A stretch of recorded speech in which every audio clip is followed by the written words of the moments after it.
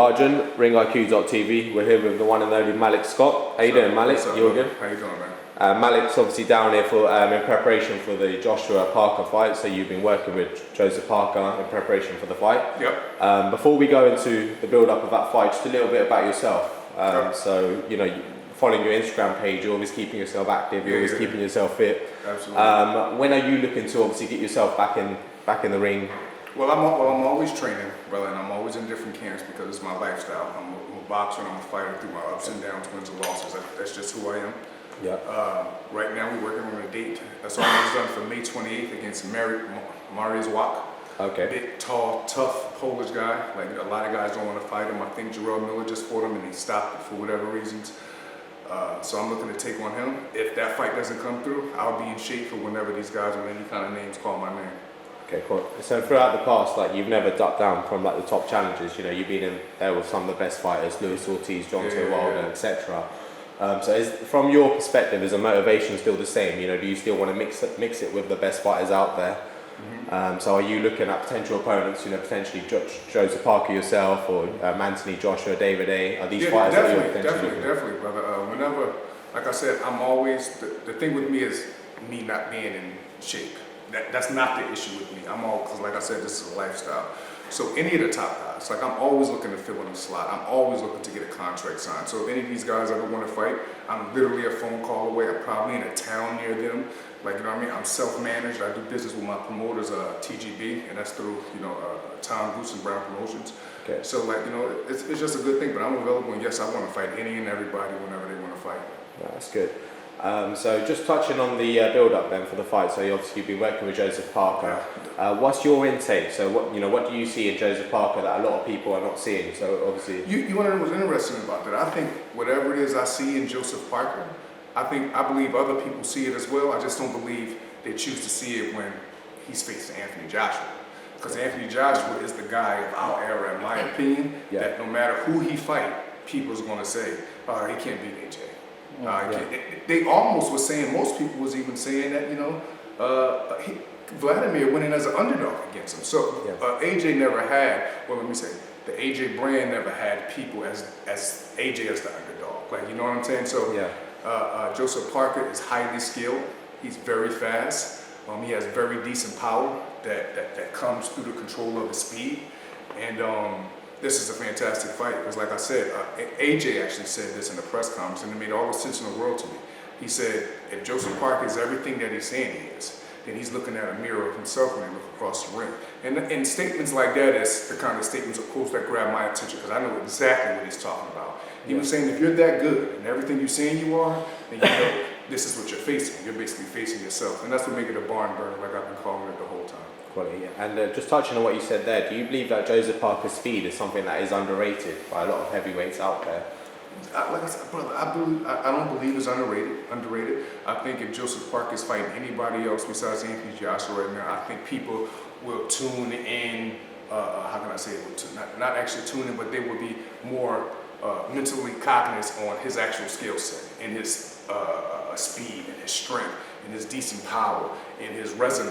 But when you fight Anthony Joshua's brand is bigger than the opponent at times, quote unquote. You get what I'm trying to say? So people really don't get in tune with the opponent. Because if they are, or if they did, you have to look at Joseph Parker as a serious threat, as Anthony Joshua does. Yeah, of course. Like, you know what I mean? But if we're talking about the fans and the critics and the public opinion, they really don't pay Anthony Joshua opponents any attention unless you're Dylan White, another brick.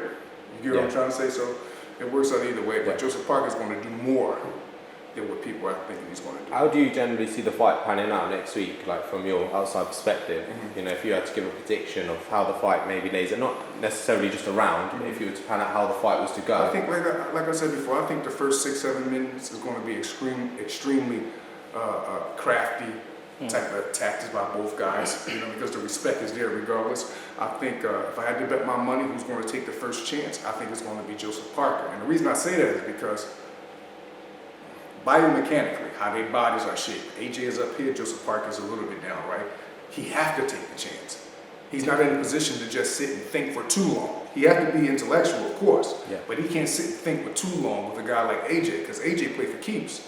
So you sit out there a little bit too long, that's not good. Yeah. So I think Joseph Parker is going to take the first chance, but I believe if the fight gets up to 12 and 13, 14 minutes like that, I think it's going to be heating up, and I think we're going to see a lot of great attributes from both sides, counter punches, catching goals, slips, and stuff like that. I think, they have the ability, both of them, to bring the best out of each other. Yeah. I think that's my opinion. Do you honestly believe as well, like the later the fight goes on, so once we hit the 6, 7, 8 rounds, do you believe it favours Joseph Parker once we get into the later rounds? I believe it favors whoever is more mentally tough, and that's what we'll be able to tell. If it goes into deep water, I done seen both fighters in deep water.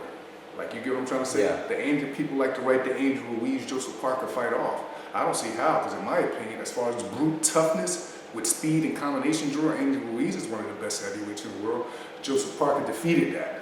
Yeah. Anthony Joshua fought Vladimir Klitschko, who's considered a historical threat. Anthony Joshua did that. You get what I'm trying to say? So their resumes, both of them have very high pedigree resumes, brother. Like, this is a great fight, and they both, for sure, what I will say, I will bet my money is they both going to be extremely relaxed. You're not going to see no tenseness. Like, you get what I'm trying to say? You're not going to see no, like, there's times I've seen people fight AJ, and you could tell, like, they're fighting him like he's Anthony Joshua, which you're supposed to. Yeah, of course. In my opinion, Dylan White came right out and took a chance against AJ. Like, right off the, even if he missed those shots, he still was willing to take a chance to send a mental message to AJ that I'm not fucking around. I think Joseph Parker has that kind of character in him as well to take the first chance with AJ. So we're going to see how everything turns out, man. And there's a lot made about Joseph Parker's chin. Obviously, he's never been knocked down within his career. How do you think he'll respond once he takes the first clean right from Joshua? Do you reckon? I think he'll respond. I think he'll respond well. But that's the only question that I say. If he don't respond well, then we'll see what happens. You get what I'm trying to say? Yeah, we'll find out. Because there's only one thing that's going to happen. When you got punchers like Deontay Wilder, who's God gifted power. Yeah. You got good punchers like Anthony Joshua. You got this. If these guys smell blood, there is no surviving the fight. You're out of there. You get what I'm trying to say? They're big, they're imposing, they're not slow, they're fast. Like, you get what I'm trying to say? So if he can't take it, we're going to say hypothetically Joseph Parker can't take it, in my opinion, the fight ends early. Because I just can't see, not just Joseph Parker, I just can't see anybody just getting off the hook, especially if it's early against AJ or any big puncher like that. You know what I mean? And in a way, I feel like it's vice versa. I feel as though if Parker get AJ in the position that Vlad had him in, I think Joseph Parker would do a better job at finishing. Joseph Parker's going to take chances, man. If he hurts AJ and gets a wild, how Vlad did, he's going to go for it. He's going to blow his load and go for it. To me, Vlad didn't do that. Vlad, sometimes us thinkers, we can overthink. Joseph Parker's not an overthinker when he smells blood. He's going to go at it and give it his all. Yeah, you're right there. Vlad obviously had his opportunity. He didn't go for the kill. And that comes from the scientific point of us boxers. Myself, I suffer from that. Sometimes you in there, you're thinking too much. This is fighting. Yeah, it's chess at the same time, but you don't want to overthink. Because you look at guys like Anthony Joshua, he's not a stupid guy, but he don't overthink. Joseph Parker, they don't overthink. Like, they in there fighting, they're not stupid, but you know what I mean? They're mentally cognizant of what's going on in the ring, and any loopholes that they see, they both gonna take full advantages of. Of course, you got to try and think as much of instincts as you possibly can. Absolutely. I'm just going to add something. Just going back, obviously, talking about the AJ fight against Parker. We've seen in recent footage, AJ has lost. Well, he's trimmed down. He's lost a lot of muscle. How do you think that would affect the fight? I just, I'm not in a man's mind. You know what I mean? I just hope that he was doing it for the right reasons. For speed, because he's facing speed. AJ is a specimen, big or small. His body is still what it is. Like, you know what I mean? In my opinion, probably the last fight, he probably was a little too big. I thought he was a little too big, probably for Vladimir. You know what I mean? But I don't think it's a bad thing. In my opinion, it makes the punch more strong. It makes the punch more fast. The faster punch is, it gets to the target quicker. The opposition doesn't see when the punch comes. The punches that hurt the most is what? The ones you don't see coming. So they're both going to be fast. This is a sexy fight, man. Like, it reminds me, so I don't want to say technically wise it reminds me, but I don't know. I seen Joseph Parker and Tony Yoka box in training camp for this fight. And they was doing some beautiful artistic shit in the ring, man. And it so much reminded me of when Mike McCallum and James Toney used to fight each other. Textbook shit. Like, these guys, McCallum and Toney, And when Yoka and Joseph Parker was boxing, you ever see guys do fancy pad work? They was doing that shit in the ring. Yeah. It's very weird you see that. Yeah. You get it? And I remember those moments are sacred to me when I see guys boxing each other and I actually see them doing pad work on each other in the physical without the other one allowing it. Or how you would say, how if I'm holding pads for somebody, they know what I'm going to do. Yeah. It's hard to get that same stuff off when you're going against somebody that's not allowing you to do that.